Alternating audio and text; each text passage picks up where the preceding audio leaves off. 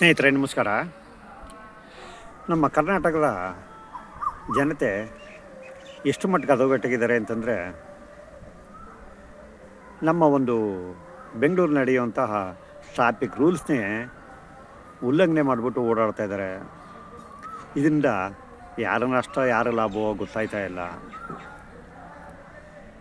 ಸ್ನೇಹಿತರೆ, two wheeler ಆಗಲಿ four wheeler ಆಗಲಿ ಯಾವ ವೀಲಾದರೂ ಆಗಲಿ ಡಿ ಎಲ್ ಇಲ್ಲದಿದ್ರೂ ಕೂಡ ಇಬ್ಬರು 3 ಮಂದಿ 4 ಮಂದಿ ಕುಣಿಸ್ಕೊಂಡು ಹೊಡಿತಾ ಇದ್ದಾರೆ.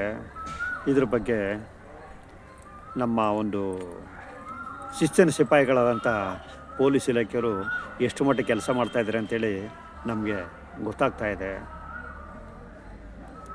ಸ್ನೇಹಿತರೆ, ಹೆಲ್ಮೆಟ್ ಇಲ್ಲದೇ ಸಿಗ್ನಲ್ ದಾಟ್ಕೊಂಡು ಹೋಗುವಂಥ ವಿಚಾರ ನಾನು ಮೊನ್ನೆ ನೋಡಿದೆ. 3 ಮಂದಿ ಹೋಗ್ತಾ ಇದ್ದಾರೆ.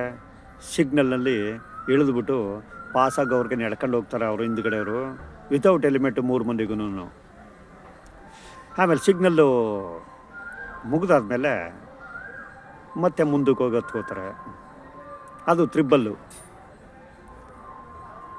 ಇದರಿಂದ ಏನಾದರೂ ಅಪಘಾತಗಳು ಅವಘಡಗಳು ಸಂಭವಿಸಿದ್ರೆ ಯಾರನ್ನಷ್ಟ ತಲೆ ಬಿದ್ದೋದ್ರೆ ಯಾರಿಗೆ ನಷ್ಟ ಆಗುತ್ತೆ ಅಂಥೇಳಿ ನಮ್ಮ ಒಂದು ಜನತೆ ಎಚ್ಚರಿಸ್ಕೊಂಡಿಲ್ಲ.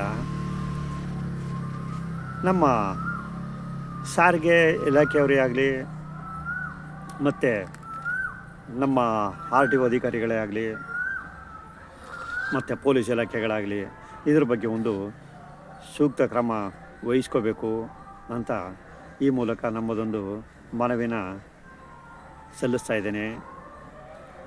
ಮತ್ತೆ ಸಿಗೋಣ ಮುಂದಿನ ವಿಡಿಯೋದಲ್ಲಿ. ಅಲ್ಲಿವರೆಗೆ ನಮಸ್ಕಾರ.